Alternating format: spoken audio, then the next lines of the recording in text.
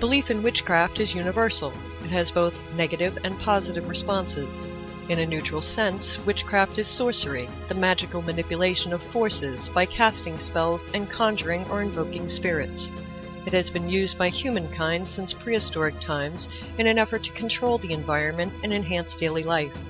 Throughout history, witches have been feared because they were believed to be evil, in consort with the devil, and able to fly through the night on a broomstick and shape-shift into magical creatures. The same women who were sought after, healers, midwives, the wise women and crones, for help were the ones who were also feared for their knowledge. In truth, witches are in tune with nature and with themselves. They are men and women who are dark and light, day and night, healer and justice all in one.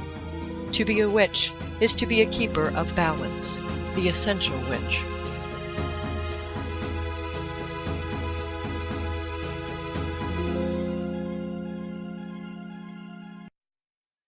Good evening, everyone, and welcome to The Essential Witch. I am your host, Raven Wings, and tonight we are going to be talking about gemstone magic.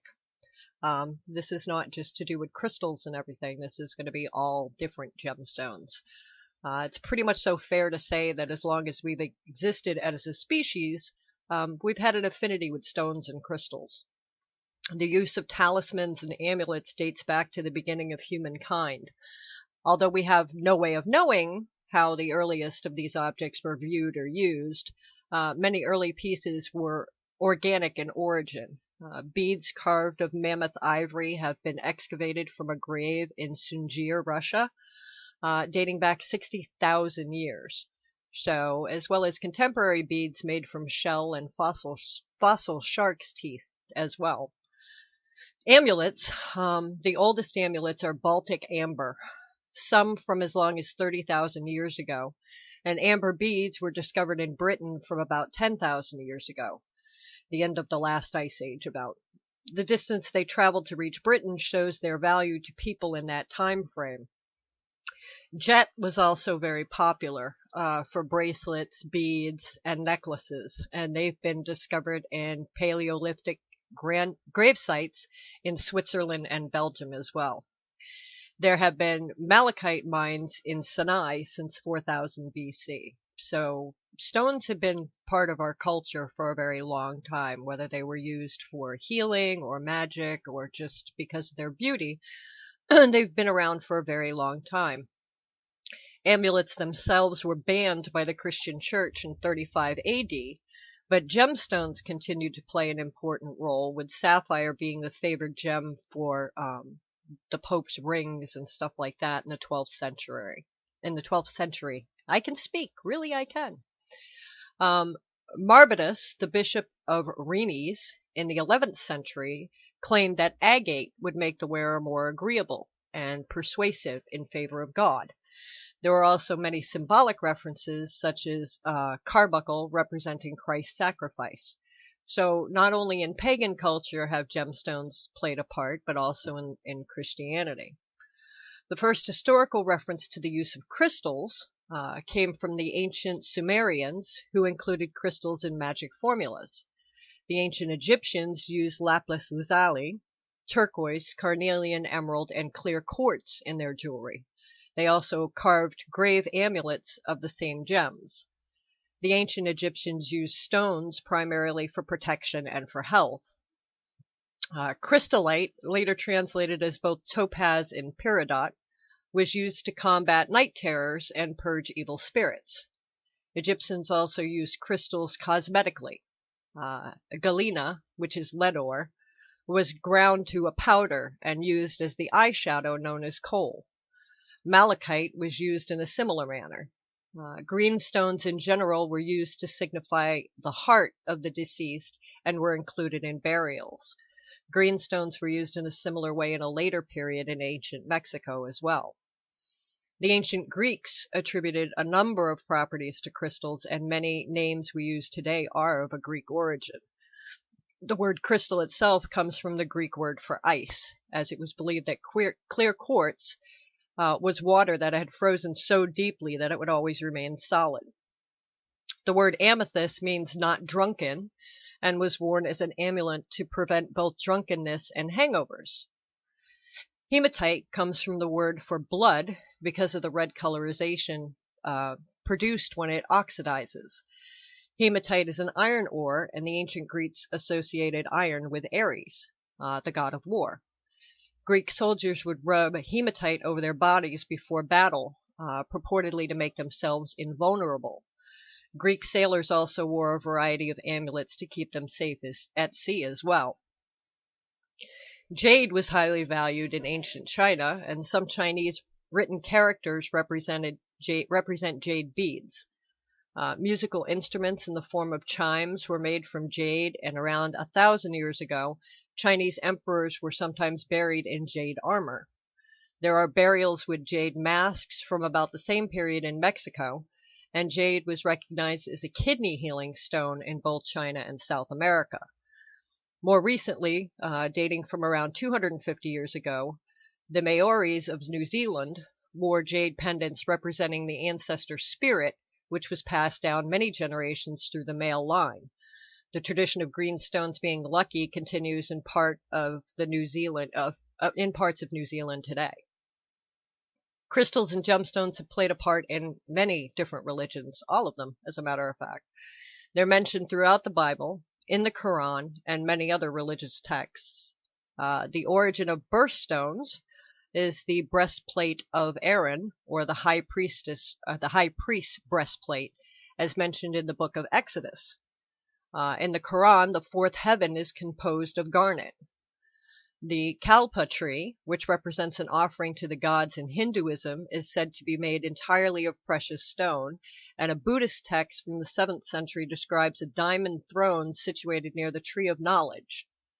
On this throne, 1,000 Kapula Buddhists reposed. The Kalpa Sutra in Jainism speaks of, and I'm probably going to murder this word, Haringamsami, the divine commander of the foot troops who seized 14 precious stones, cleansed them to their lesser qualities, and retained only their finest essence to aid his transformations. There's also an ancient sacred lapidary treatise, in Buhabata. Some sources state that it is Hindu, but it is most likely Buddhist. The date is uncertain, but it's probably from the 6th century. In this treatise, diamonds figure highly as the king of gemstones and are ranked according to caste. The Sanskrit word for diamond, Vajra, is also the word for the Hindu goddess Indira's thunderbolt, and diamonds are often associated with thunder. The ruby was also highly revered, and it represents an inextinguishable flame and was reportedly to preserve both the physical and mental health of the wearer. The treatise lists many other gemstones and their properties. In Europe, from the 11th century through the Renaissance, a number of medicinal treatises appeared with the virtues of precious and semi-precious stones in the treatment of certain ailments. Typically, stones were used alongside herbal remedies.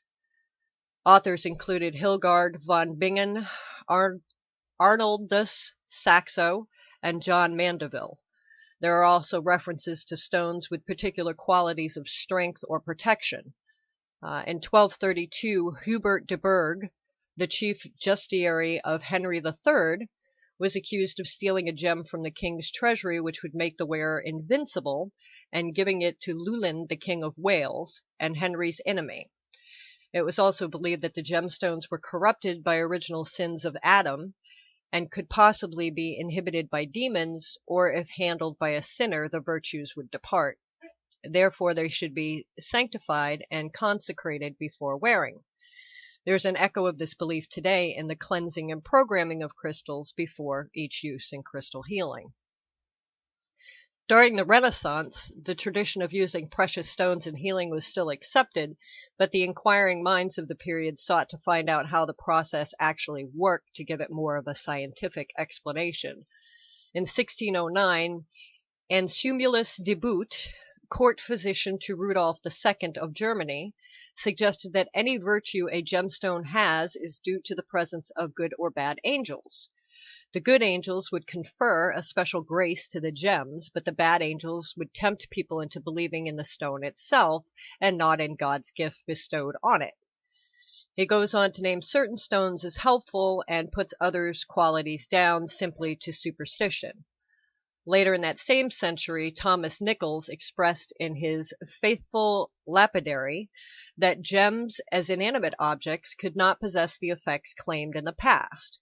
Thus, in the Age of Enlightenment, the use of precious stones for healing and protection began to fall from favor in Europe.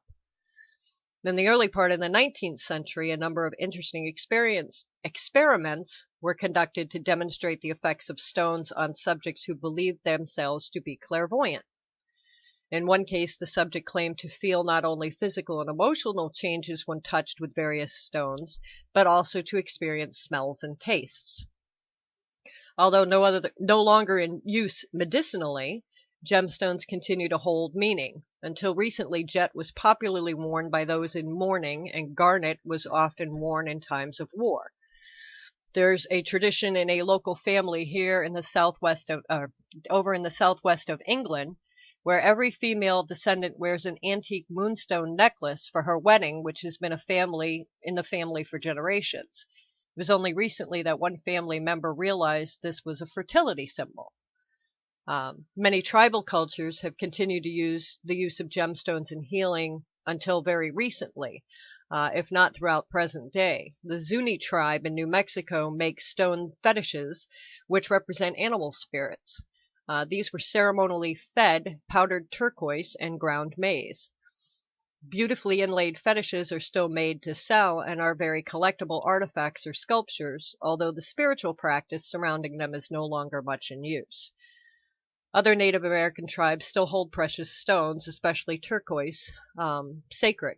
Both Aborigines and Maoris have traditions regarding stones and healing or spiritual practices, some of which they share with the rest of the world, while some knowledge they still keep pretty private within their community. It's interesting to note, though, that there are many examples of gemstones meaning similar things to different cultures, even when they have been absolutely no interaction between these cultures and no opportunities for crossovers. Jade was considered to be a kidney healing stone by the ancient Chinese and also the Aztec and the Mayan civilizations. Turquoise has been worn to give strength and health all over the world, and jasper has almost always conferred both strength and calm. In the 1980s, with the advent of the New Age culture, the use of crystals and gemstones began to reemerge as a healing method. Much of this practice was drawn from old traditions and more information gained by experiment and channeling. Books by Katrina Raffel in the 80s and Melody and Michael Geiner in the 90s helped to popularize the use of crystals. These days, there are a number of books available on the subject, and crystals frequently feature in magazine and newspaper articles. Crystal therapy crosses the boundaries of religious and spiritual beliefs. It's no longer viewed as the domain of just alternative culture, but it's an acceptable and more mainstream contemporary therapy, and many colleges now even offer it as a qualification subject. So you can even learn about crystals in school now. There are 10 ways to use your gemstones. Well, there's probably more than that, but I'm going to go over just 10 ways to use them. It's important to use them and not just put them in a drawer or a cabinet where they can't be appreciated or experienced. Gemstones are meant to take the journey with you. Remembering gems emit energetic vibrations that impact your sense, field, move, and your space. To help you get the most out of your work with them, these are 10 different magical ways to use them. You can carry it in your pocket or purse, or even tuck it in your bra. I know a lot of women who will put the stones in their bra because you want it near your skin, so your skin can feel it.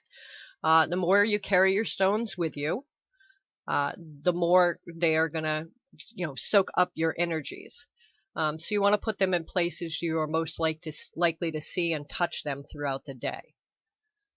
You can dedicate a medicine bag to your magical work. This bag can hold your stones, maybe some dried herbs too. You could use flowers, other talismans that mean something to you, whatever. You can carry those stones in your medicine bag and switch them out based on your intuition and mood, as well as moon phases if you want to work with the moon phases as well. Sleeping with them. You can put a piece of sodalite or amethyst in your pillowcase to bring sweet dreams and to banish nightmares. Or you can place a small grid of stones next to your bedside. Keep quartz, carnelian, moldavite, tekatite, and other high-frequency or extraterrestrial stones away from your bed. It will make it harder for you to rest. You want to use more of your soothing and calming stones. If you meditate with your stones. You can choose 2 stones for meditation each day and hold one in each hand while you clear your mind and connect. You do this for about 10 minutes a day if possible, and then you can try to record what you sense and what you feel from each stone. Making elixirs or infused gem water. I've even done this. It's wonderful. You can add your favorite gem to your drinking water or take that infused water, add a few drops of alcohol, and make an elixir. Some gemstones are unsafe to use in an elixir. Malachite, for example, is one of them. So you want to do your homework first. But shugite is actually used in water purification systems, so you can actually put that in your water. What I've done for making gem-infused waters is I will take a small jar and put the stone in a small jar, and then submerge that stone in that sealed jar in the water. It will work the same way without actually getting that stone into your water. You can make a grid or decorative display on your altar. Grids are intentional arrangements of stones designed to raise energy for a specific purpose. You will need a quartz generator in the center, and then sets of 4 of each stone you want to work with, each facing the 4 cardinal directions. Or you can make a grid like one, that you see online or stuff like that, because there's a ton of them online. Any sacred geometric shape is actually powerful, so any kind of shape you want to use that's geometrical is very powerful. You want to use your intuition to arrange by shape, color, texture, size, or other category. Have fun with it, though. Don't make it to where it's, oh my God, I have to have it this way. Just have fun with it and use your intuition. You can put stones in your car. Black tourmaline protects your car from theft. Crazy lace agate protects from accidents. And carrying aventurine and rose quartz in your car can attract luck and love from people. You can, use your ashtray if you're not a smoker, if you have one in your car. Most of the newer ones don't, but you can use, that as a little, altar space, traveling type of area to put them in, or, a little, the glove box, whatever you want. Excuse me. Adorn yourself. Gems should be worn as jewelry every day. You can do a simple DIY wire wrap of your favorite crystal or tumble stone and wear it immediately. Ideally, gemstone jewelry is supposed to be allowed to touch your skin. So even with rings or stuff like that, you want to make sure that that gemstone can touch your skin. You can use them as home decor. Stones are meant to be arranged and displayed. You can put them around your home, your office. You can mix them with flowers and candles. You can put them in pretty bottles. You can keep it simple. Just keep them out there where you can see them and touch them. And if there's specific stones that you don't want other people touching, then you may want to put them in a place where, other people won't see them or touch them. But, you can arrange them on your tables, your dressers, whatever. If you have cats, though, be warned. They'll probably steal them. You can use as offerings. When you trim your plants at home, you can leave a piece of aventurine tucked into the soil to help the plant grow back healthy. Tiny little chipstones can be left as offerings in travels when you feel places, that need an energy boost that you've gone traveling in. You can take stones to the beach and leave offerings to the ocean. Stones are powerful and safe offerings to all of the elements, and most of the gods and goddesses have no problem with stones. And if they're really pretty, the Fae love stones as an offering. It's not necessary for you to possess a special ability either to work with crystals and gems. All you need is the intention and the desire to perform a particular type of magic.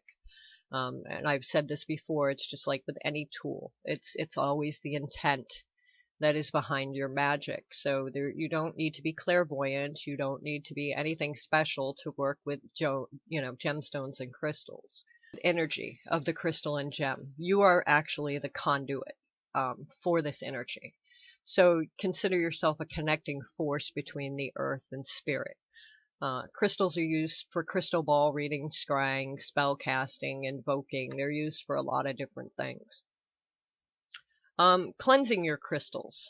This is a big deal. You want to make sure that you do cleanse your crystals. To cleanse your crystals, they can be placed in a warm water bath with a little bit of detergent added to it and a soft toothbrush to clean them really well. Then you can place them in cold water and leave them for at least an hour. After removing your crystals from the water, you can place those in the sun or near a window where they'll receive the sun's rays. If the day is cloudy, you can place them inside near a window and let them dry naturally. When night falls, you can place the crystals outside if you're able to. If not, keep them in the windowsill so that the moon's rays, they can absorb those moon's rays, or even inside near a window where they can be charged by that moonlight. And it does not have to be a full moon to charge them.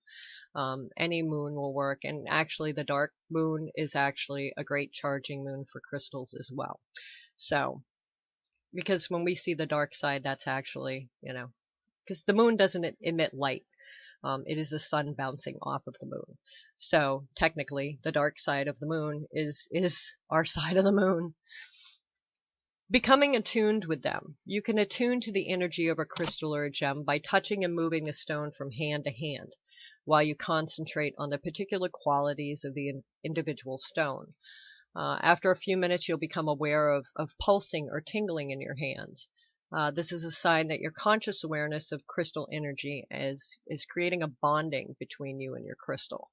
So some crystals, actually, you can just pick them up and automatically feel vibrations through, and that goes for some gemstones too. Amethyst will do that for me. I can feel vibrations through amethysts.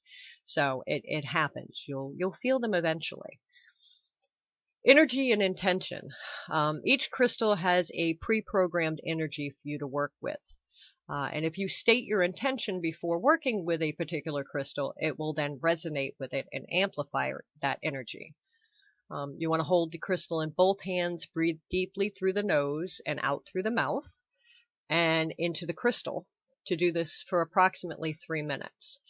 By doing this, you're connecting your intention with the inherent qualities of the crystal and activating the life energy within the crystal. This is just one way you can do it. These are just suggestions. Other people do it other ways. So there are a multitude of ways you can use your stones, such as placing the amethyst under your pillow. You can also carry a small crystal or gem in your bag. You can place crystals around your plants to aid growth. You can put them next to your computer to diffuse the electromagnetic energy. You can keep one on your desk while you're working to inspire you. You can use a gem or a crystal to help you organize scattered thoughts and think more clearly.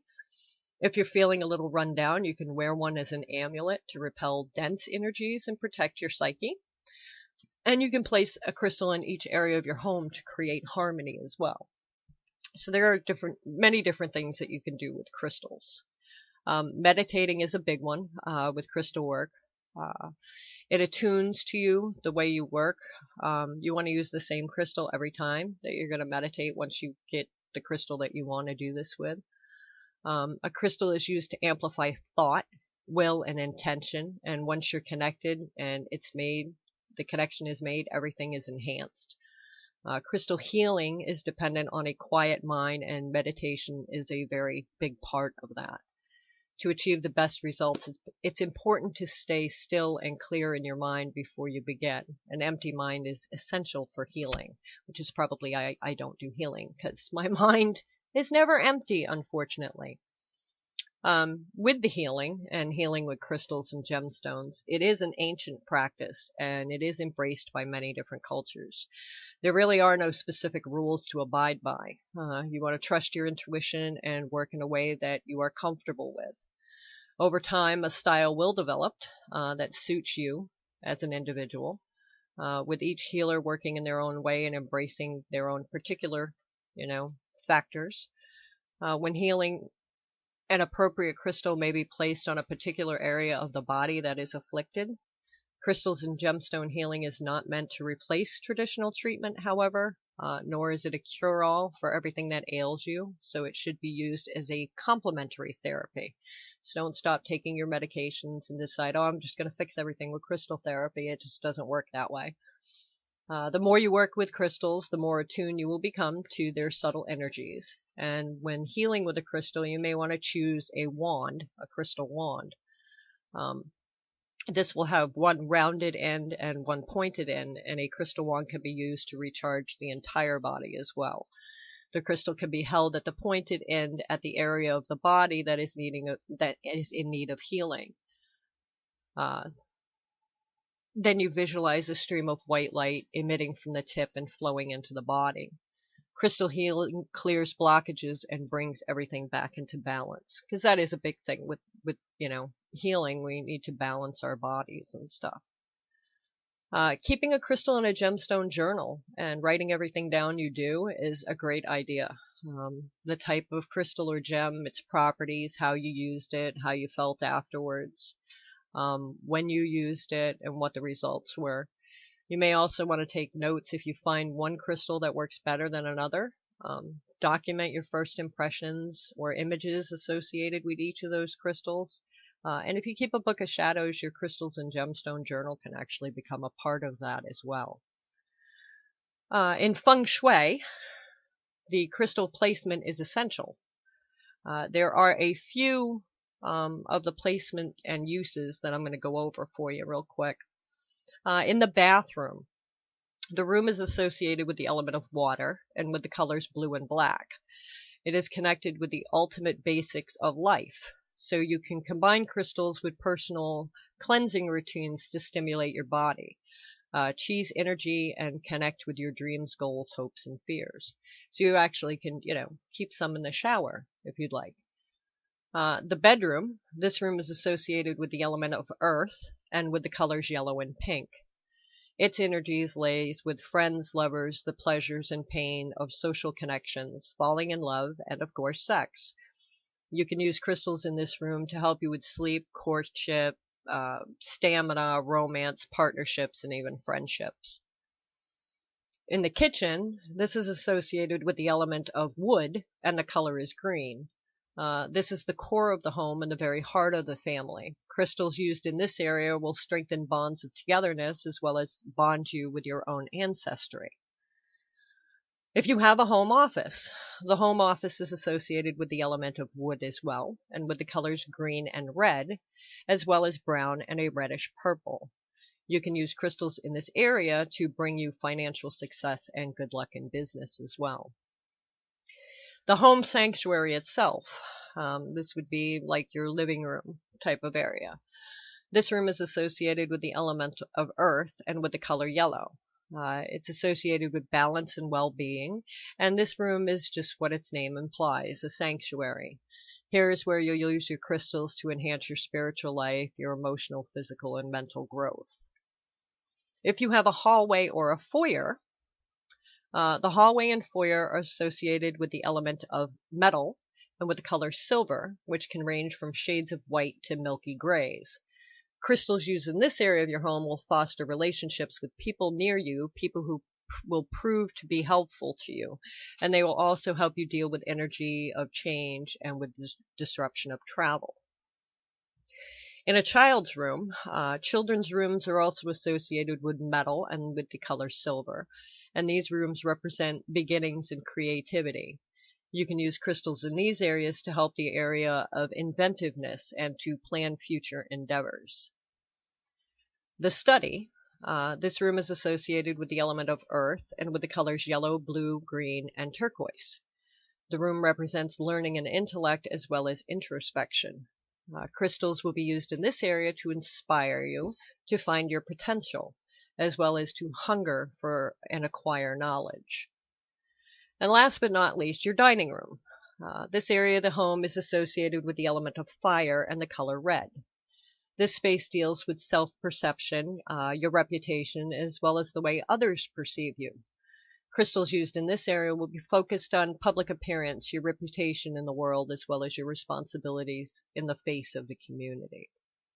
So those are just different things if you're into something like feng shui, which also deals with arranging your furniture and everything else a different way. So when we come back, we're going to take a small break right now, but when we come back, I'm going to go over some of the following information about crystals and gemstones and their magical properties and uses.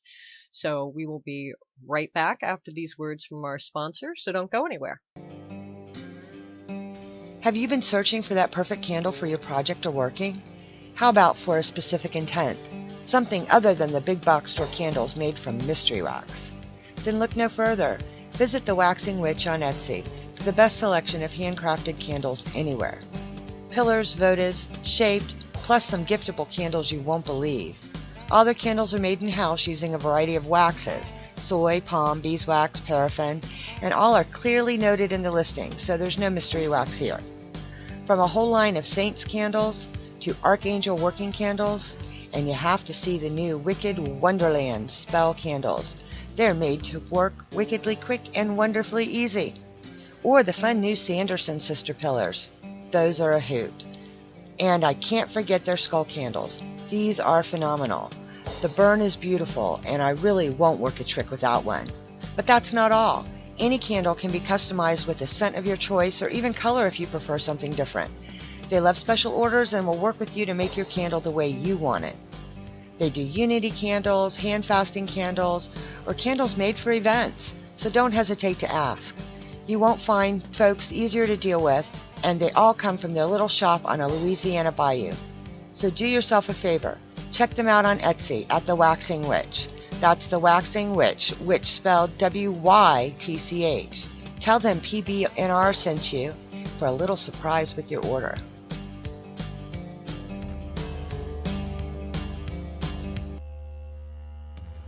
The Magic Jukebox Podcast presents Caldera Fest Pagan Music Festival, May 26th through May 30th in Lafayette, Georgia. This event will feature the best in pagan music and over 100 vendors and workshops, featuring Tuatha Day, Dave the Bard, S.J. Tucker, Wendy Rule, Digis Christ Superdrum, Dragon Ritual Drummers, and many more. Also featuring the official release of the Green Album. This eclectic compilation of thoughts and sounds will feature various acts performing at Caldera Fest, benefiting the Rainforest Trust. Come on out and have the time of your life. Caldera Fest Pagan Music Festival, May 26th through 30th at Cherokee Farms in Lafayette, Georgia.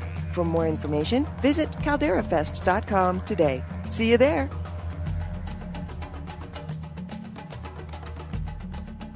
Welcome back, everyone, to The Essential Witch. I am your host, Raven Wings, and tonight we are going over gemstones and crystal magic and all of that wonderful stuff. So I did go over a bit of the history of it and stuff. Some uses, some feng shui, how to cleanse them, different things like that. Now, for the end of the show, I'm going to go over some information about crystals and gemstones and their magical properties and their uses. So, this is a long list, by the way. Agate is the first one. This inspires competition and elegance. It is perfect if you have something to say. It is used for the mouth, fever, and circulation. Agate, blue lace agate, is good for composure, calm, balance, inflammation, and fever. Botswana agate, understanding, recuperation, and infection. Dendritic agate. This is good for balance, energy, steadiness, and recuperation. Moss agate is good for assertiveness, renewal, your heart, and your lungs. Tree agate is great for organization and management and works for the chest and the stomach. Alexandrite is good for investment, growth, and your nerves. Amazonite. This is good for self-expression, insight, stabilizes emotions, promotes growth, study, clarity, insight, success, and it's also good for your nerves. Amber helps Careers relieves stress, accomplishments, and uplifts, and is also used for depression and the chest. Amethyst, which is my favorite stone, is used for aids in sleep, reduces electrical energies, creates calm and tranquility, inspires happiness, generates positive feelings, and relieves stress.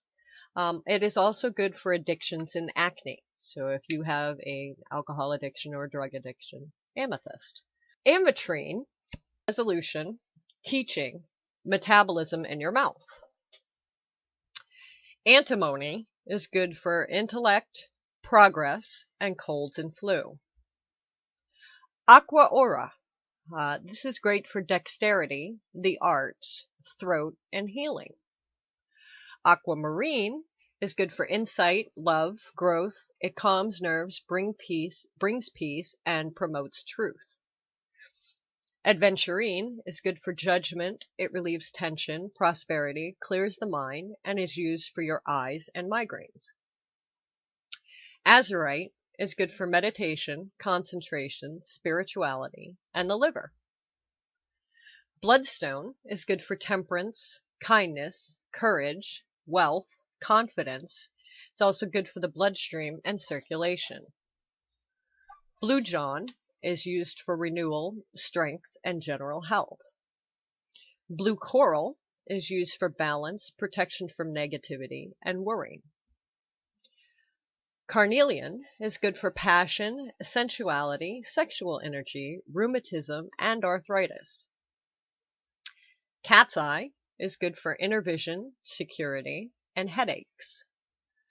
Celestite will calm. It's good for calming, relaxation, meditation, helps ease worries. It's great on the nerves. It's great for stress and travel sickness. Cinnabar is good for independence, stability, the heart, and appetite. Citrine is good for calming, uplifting, dreams, psychic abilities, intuition, circulation, diabetes, and anxiety. Danburite is good for social grace, dignity, confidence, and the muscles. Desert rose is used for perception, intuition, stress, and recuperation. Diamond is good for abundance, prosperity, courage, business, strength, and your health and well-being. Emerald is good for prosperity, intellect, truth, psychic abilities.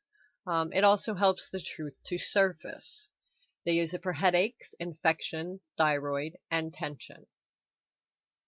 Fluorite, this is a stone that harnesses spiritual awareness, meditation, and grounding. It's good for inflammation, bones, and healing. Garnet, this is good for creativity, charm, charisma. It's used as an amulet by travelers to attract love. It's also used for infections, anemia, and insomnia.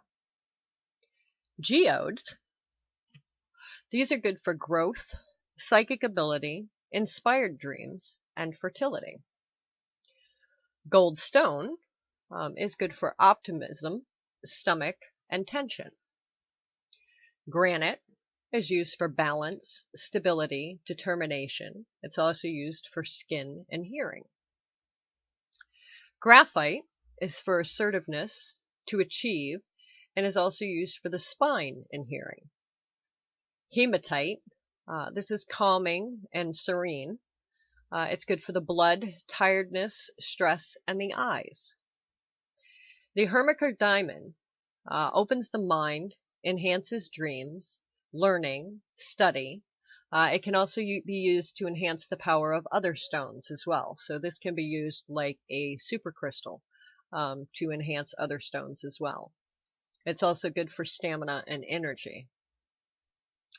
Hornblende is good for wisdom, insight, communication, balance, and is also used for the fingers and the toes.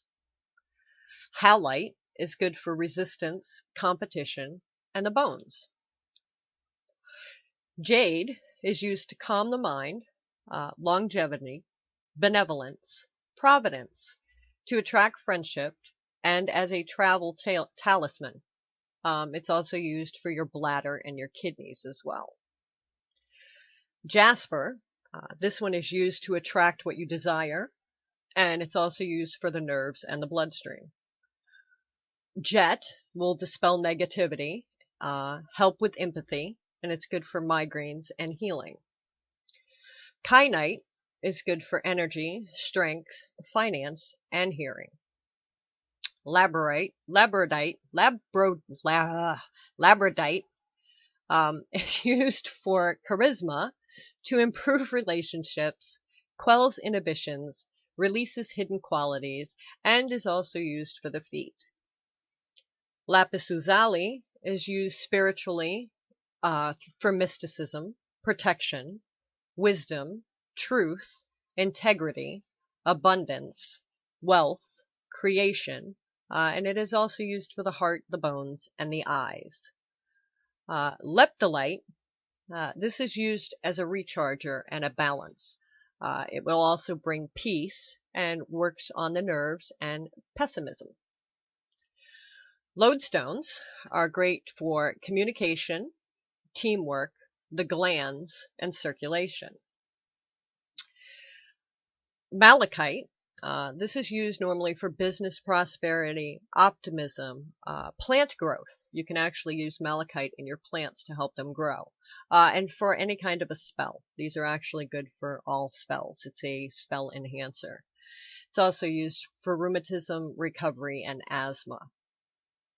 Marble, this is used for renewal and compassion, and for someone who has a fever. Moldavite is used for insight, sensitivity, fertility, and renewal. Moonstone, this is a great feminine stone associated with the goddess Diana. It attracts lovers and ensures safe travels. It enhances beauty and devotion, and it also works if you're having problems with swelling. Moss agate, again, I don't know why it's on here twice, but this one says self-awareness, meditation, glands, and lung. Obsidian. This brings matters to the surface. It will dispel negativity, creates tranquility. It's also good for the digestion, the stomach, and stress.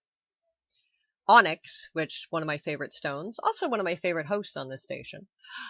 Spiritual alignment, harmony, peace of mind, tranquility.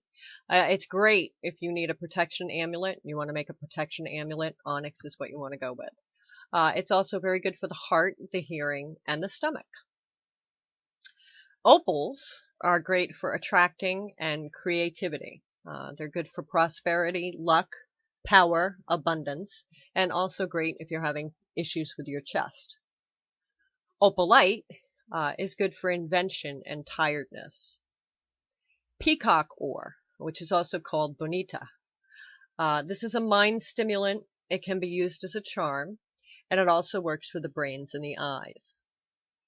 Pearl, this is great for creativity and certainty. Works well with headaches as well, and tension. Peridot, this is good for intuition, career, wealth, abundance, protection, and your metabolism. Pyrites, these are good for truth and awareness, and for recuperation. Clear quartz, generally used for healing purposes, can work to cleanse the mind, body, spirit, and it's also good if you have a problem with vertigo. Rose quartz, this is the love crystal associated with Venus, joy, happiness, peace, harmony. Often it's used in love spells. It can be used for migraines and headaches as well. Rutilated quartz is good for passion and anxiety. Smoky quartz is used in spells to remove negative energies or as a lucky talisman. It's also good for the spine, depression, and your stomach. Snow quartz, which is more of a white quartz. This is good for relaxation, meditation, serenity, nerves, and stress.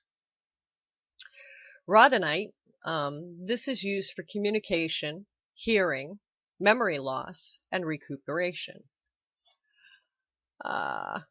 Ruby, this is good for love, luck, fortune, contentment, and circulation. Sapphire, this one's good for love, partnerships, protection, power, inspiration, and depression. Sardonyx is good for forgiveness, your neck, and hearing.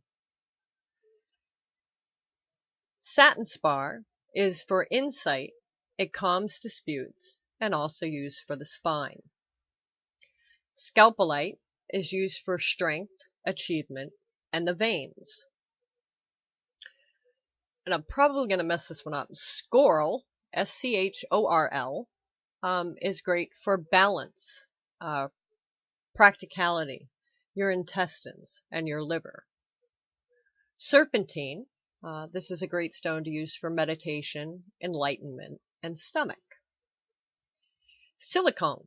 Yes, there is a stone called silicone. This is to attract or draw to you, and also used for the muscles. Silver, perception, and recovery. Smithsonite. This is used for harmony, consideration, and digestion. Soapstone is used for loyalty and for the back. Sodalite is used for confidence, self-assertion, meditation. It can also work for the chest, insomnia, and blood pressure. Spinel, Spinel, is for intellect, energy, depression, and skin stress. Spirit stones. These are great for vitality, awareness, and cleansing. Steatite. This is good for adventure, communication, and digestion. Sugarlight is good for cooperation, coordination, inspiration, peace of mind, psychic awareness, healing, inflammation, and pain. Sulfur makes a great protection amulet as well. It is great for protection and intellect, and it's also used for arthritis, rheumatism, and the skin.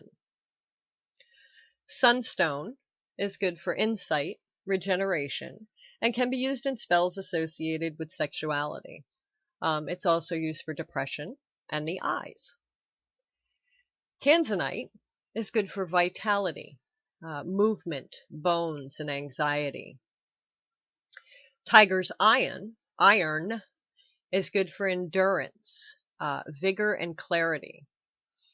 Tiger's eye is great for insight, integrity, overcoming, and they also use it for your limbs, and asthma.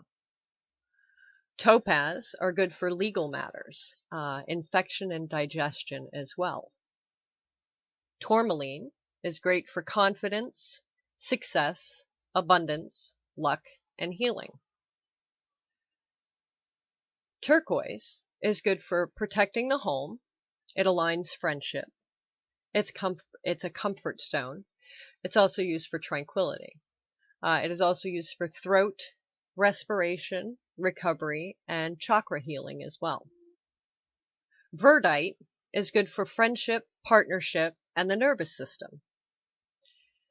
Violin is good for vitality, insight, and the genital area.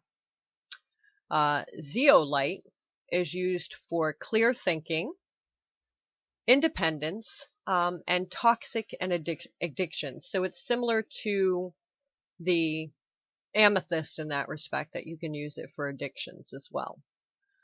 Zinc is great for loyalty and joy, bones, muscles, and back. Zircon, which is my last one on this list, is good for clarity, rest, sleep, and actually for PMS. So if you have a problem that you're dealing with PMS, zircon could possibly help you out with that. There was a few other things that I wanted to go over really quick when it comes to healing with gemstones as well, and being that I have 10 minutes, I can do that. With the smoky quartz, this is the color of black. It's considered black, even though it's a smoky. It's used on the root chakra.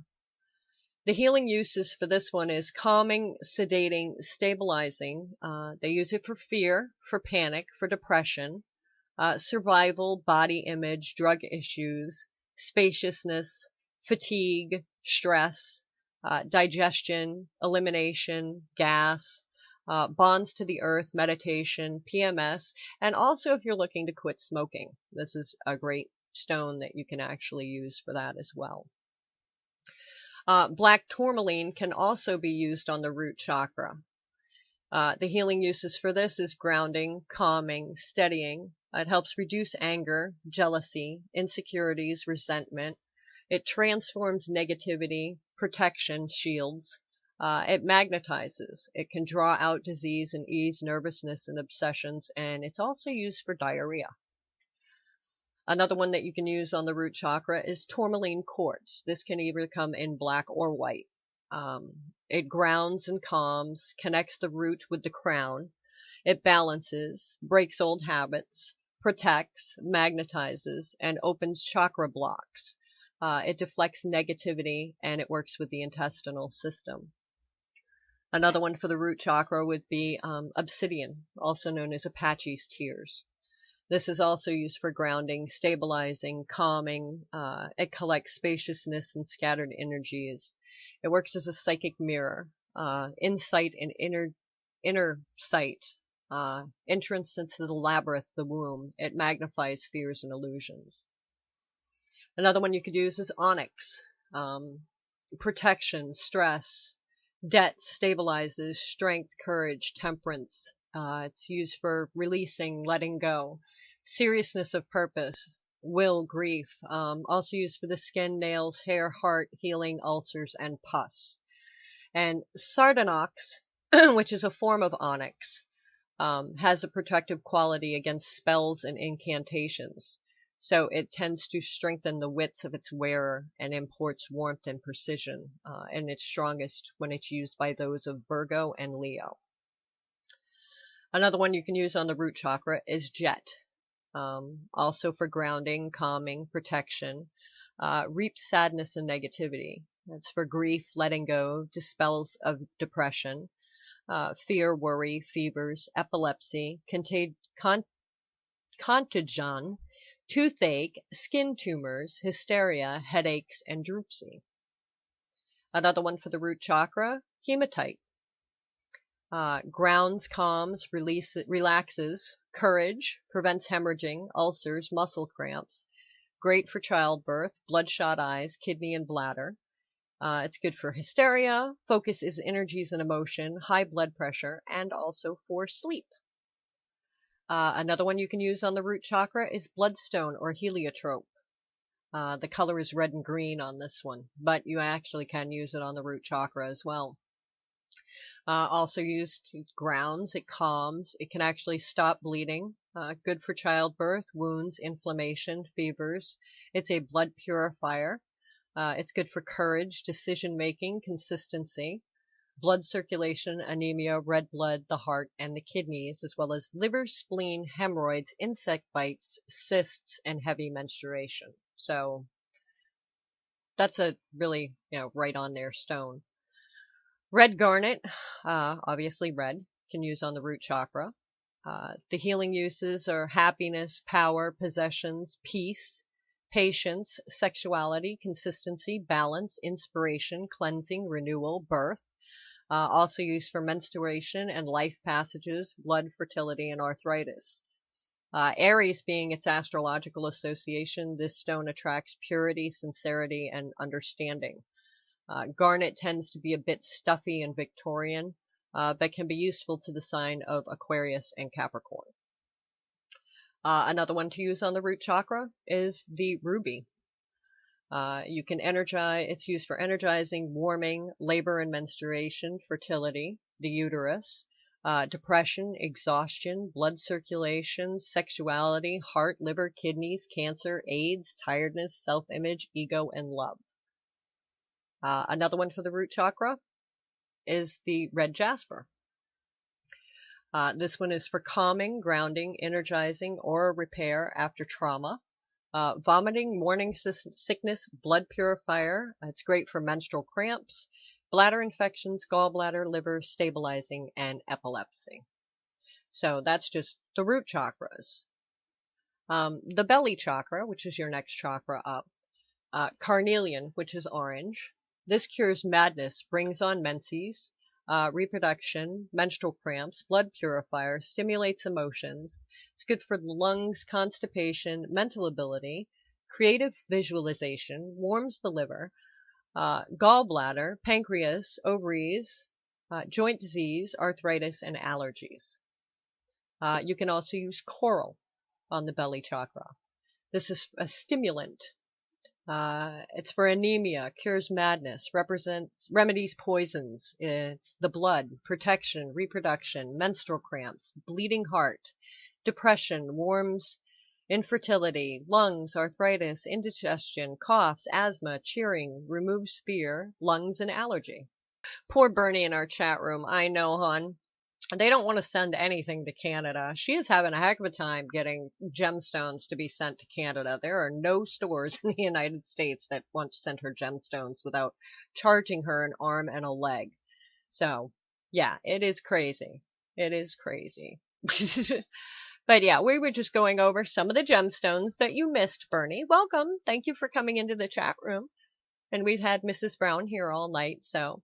But yeah, I'm going to go over chakras and the healing on another date. But those are some of the stones and stuff that you can use to, use for different things. It's not just magically and healing and everything else. Oh, and she says she's willing to pay. So anybody listening out there, Bernie needs stones.